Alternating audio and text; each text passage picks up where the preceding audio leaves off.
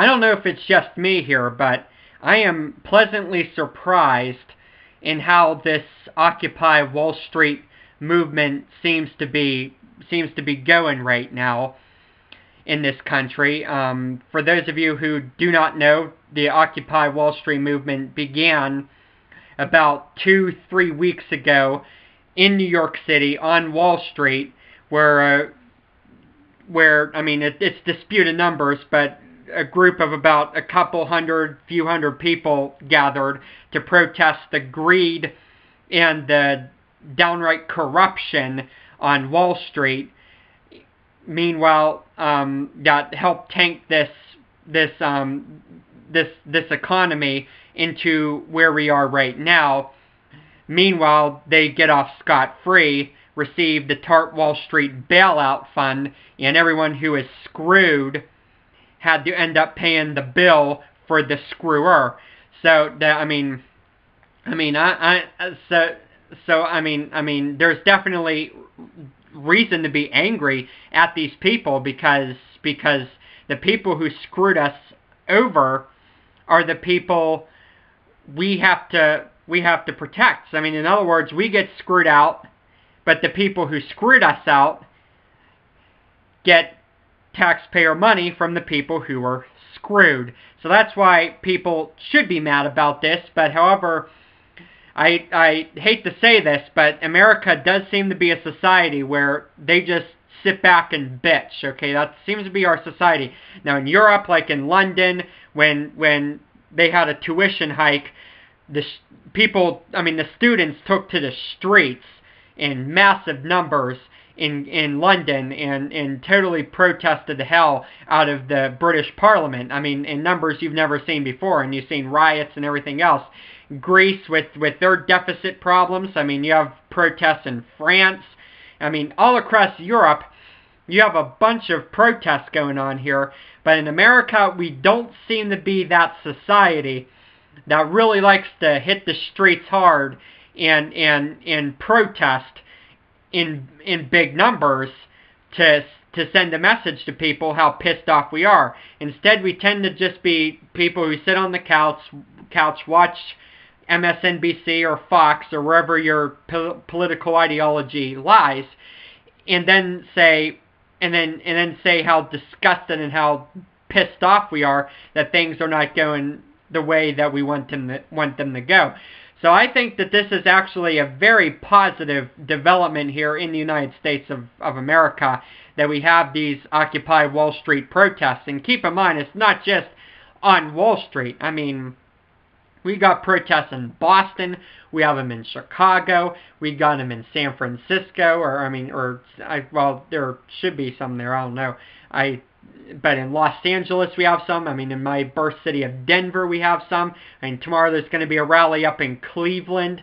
I mean, there are protests everywhere. I mean, and it's just amazing how this group really came together. And by the way, I just wanted to say that it wasn't this so-called liberal media or mainstream media that covered this event here at first. I mean, they had nothing to do with this, and I am still pissed off at them. Now, yes, they are covering it now, but boy, did it take them a long time to get on board with this. And in my opinion, I think it's because they didn't want to get on board with this, because it is Wall Street that pays their bills. And it doesn't matter what station it is. I don't care. I mean, I watch clips online. I don't care if it's Fox News, CNN, or MSNBC. When I watch news clips that I want to see on those three media stations, the first commercial you are likely to see is a commercial for Goldman Sachs and in their spin that they're in basically the downright BS that they're making in their advertisements about how they are such a help, such a lending out money and lending out credit to all these small businesses and getting them going. Of course, that is a bunch of BS, but I digress. Anyway, they didn't get on with this because they didn't want to get on with this, because they wanted they thought this could just be a couple days, and then they'd shut up, and then we would have won the day, and then our corporations we pimp up to will be just fine, and they won't have to face scrutiny in the public eye.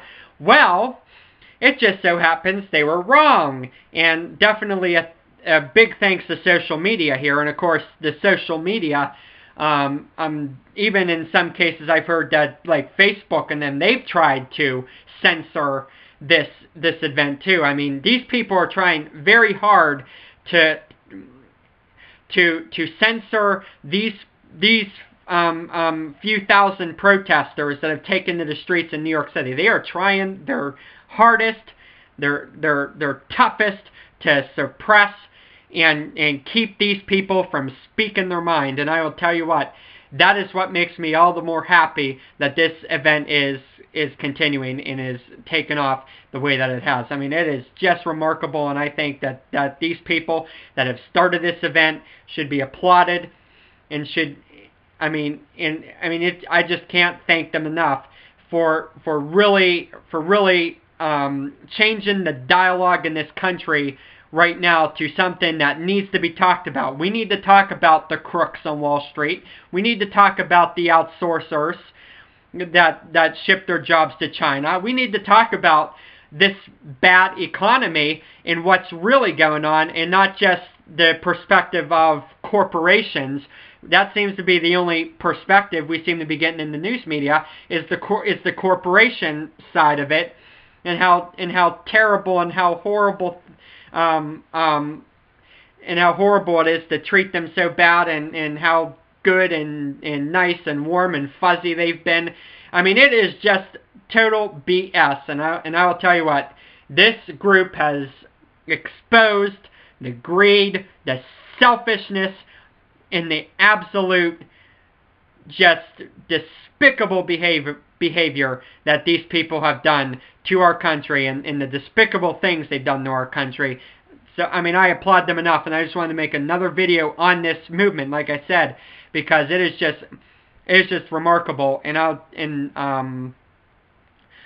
tell you what, I just can't get enough. I'm just flabbergasted, because, like I said, this is a society that doesn't like to take to the streets.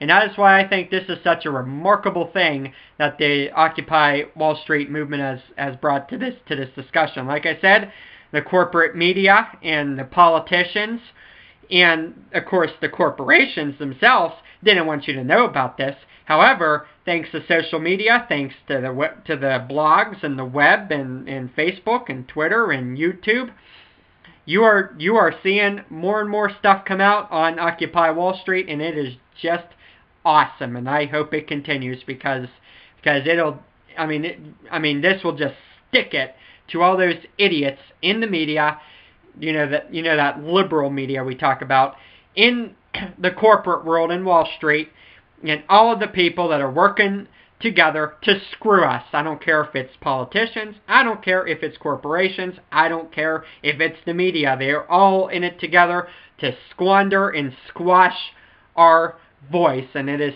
time that we rise up against them, and it is time that we fight back and do it in a peaceful manner. Okay, I don't want violence and riots and stuff like what has happened overseas, but we should have peaceful protests letting these people know how we really think about them. And it is shown right now, because there are polls out. CBS poll, 11% approve of this Congress. ABC poll, 42% approve of Barack Obama.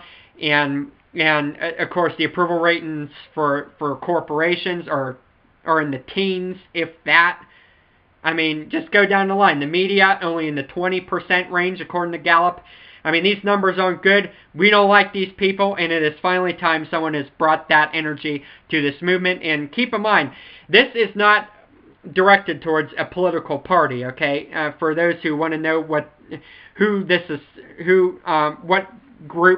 this is more aligned with, this isn't aligned with any group. I mean, this is people like me. I used to be a Democrat. Okay, I was registered a Democrat, but then after watching the 2009 and 2010 years from the Democrats, I saw what type of governing that brought us as a country and what happened in those elections. I just knew that the Democratic Party of FDR and John F. Kennedy, how they just completely and utterly sold us out. As former liberal Democrats. And that is why I'm an independent. So it's more directed towards the independents and in the third party groups. I guess most of it, if you want to put an ideology to it, it's liberal, probably mostly. However, I don't really think you can call it an ideology because, like I said, there are libertarians, and those are people pretty much on the Ron Paul spectrum that are supporting this movement, and people like Dennis Kucinich, and people like Bernie Sanders, who calls himself a socialist. You have socialists there. You have very far liberals. You have far-right conservatives, especially the libertarian conservatives. They are all involved in this miraculous movement that continues to grow day by day by day, and it's just amazing that these people are keeping up with it.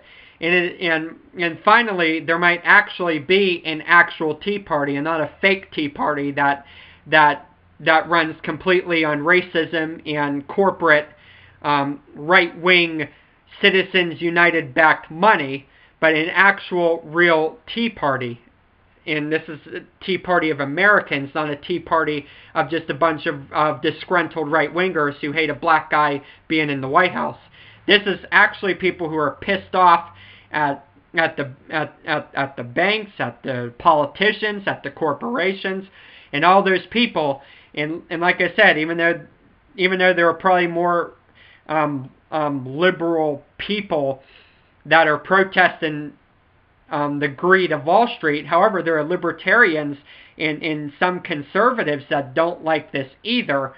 And I'm talking about the voters, not the politicians. The conservative voters are probably, not the conservative voters, but the conservative and Republican politicians are probably some of the most selfish people that I've ever seen occupy this country. And same with these corporate-backed, and I'll put this in quotation marks, Tea Party groups. I mean, they are some of the most selfish individuals I have ever seen, and that even goes to these people in government that call themselves Democrats. They are also some of the most selfish people because all they're caring about is their own election.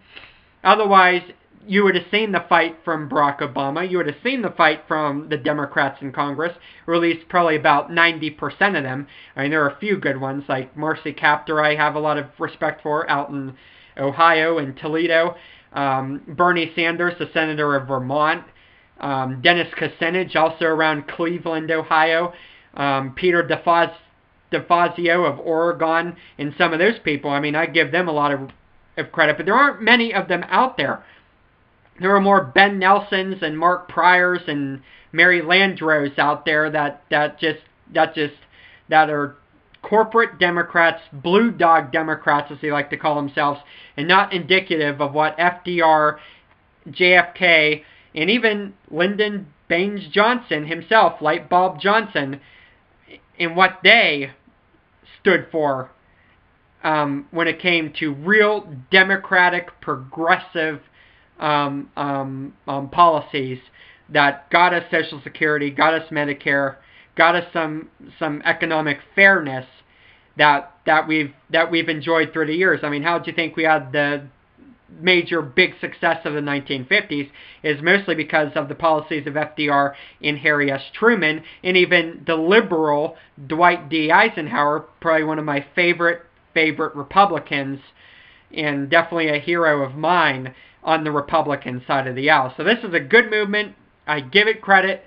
I think there's a website, occupytogether.org or something like that. I'm going to post the link on the description. Visit it, check it out, see if there are any events coming to your neck of the woods, because that's what that site's all about. Anyway, thank you for listening. I will have more videos coming out soon.